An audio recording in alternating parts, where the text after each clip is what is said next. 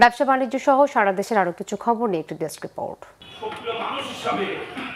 প্রধানমন্ত্রী তারেক রহমান দেশের আলেম ওলামাদের উন্নয়নে কাজ করছেন বলে জানিয়েছেন হবিগঞ্জ ৩ আসনের সংসদ সদস্য ও হুইপ জি.কে. গৌস।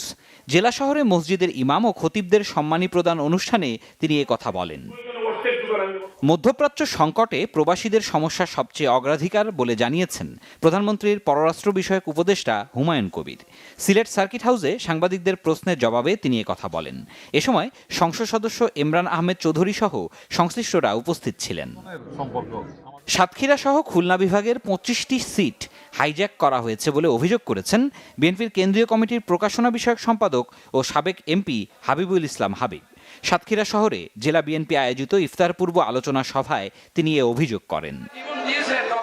রাজধানীর মিরপুরে medical technologist association of Bangladesh এমট্যাবের ২০তম প্রতিষ্ঠা বার্ষিকী উপলক্ষে আলোচনা সভা, দোয়া ও ইফতার মাহফিল হয়েছে। এমট্যাব সভাপতি এ.কে.এম. মুসা লিটন এতে সভাপতিত্ব করেন। সঞ্চালনায় ছিলেন সংগঠনের মহাসচিব মোহাম্মদ বিপ্লবুজ্জামান বিপ্লব।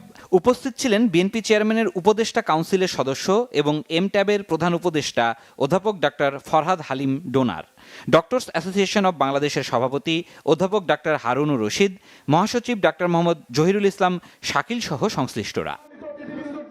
রাজধানীর একটি হোটেলে ২০২৬ থেকে ২০২৮ মেয়াদে ফায়ার সেফটি অ্যান্ড সিকিউরিটি বিষয়ক ব্যবসায়ীদের সংগঠন electronic safety and security association of বাংলাদেশের কার্যনির্বাহী কমিটির অভিষেক অনুষ্ঠিত হয়েছে। অংশ নেন সংগঠনের সদস্যরা। এ সময় ইসাবের নতুন সভাপতি অবসরপ্রাপ্ত স্কোয়াড্রন লিডার দিদারুল ইসলামের কাছে দায়িত্ব হস্তান্তর করেন বিদায়ী সভাপতি নিয়াজ আহমেদ চিশতি। এ সময় ফায়ার সার্ভিস ও সিভিল ডিফেন্সের মহাপরিচালক ব্রিগেডিয়ার জেনারেল মোহাম্মদ জাহেদ কামাল, ঢাকা ১ আসনের সংসদ সদস্য খন্দকার আবু আশফাক এবং টেক্সটাইল মিল অ্যাসোসিয়েশনের সভাপতি শওকত আজিজ রাসেল সহ বিশিষ্টজনরা উপস্থিত ছিলেন। World human rights crime reporters society ও সাপ্তাহিক পল্লী দূত পত্রিকার আয়োজনে ইফতার মাহফিল অনুষ্ঠিত হয়েছে। রাজধানীর মানিকনগরে সংগঠনের প্রধান কার্যালয়ে এ ইফতার অনুষ্ঠিত হয়। পত্রিকার সম্পাদক রফিকুল ইসলাম রায়হানের সভাপতিত্বে অনুষ্ঠানে বিশিষ্ট ব্যবসায়ী নুরুন্নবী ভূঁইয়া কামাল ও মোহাম্মদ নজরুল ইসলাম উপস্থিত ছিলেন। কিশোরগঞ্জ সরকারি বালক উচ্চ বিদ্যালয় অ্যালামনাই অ্যাসোসিয়েশনের উদ্যোগে ইফতার মাহফিল হয়েছে। জেলা শহরের আলোর মেলা এলাকার কিস বাউবি ছাত্রাবাস মাঠে হয় আয়োজন। প্রধান অতিথি ছিলেন কিশোরগঞ্জ ১ আসনের সংসদ সদস্য মাজহারুল ইসলাম। রাজধানীর মহাখালীতে কড়াইল বস্তির আগুনে ক্ষতিগ্রস্ত ৫২টি পরিবারকে আর্থিক সহায়তা দিয়েছে আন্নুর কুরআন শিক্ষা ফাউন্ডেশন।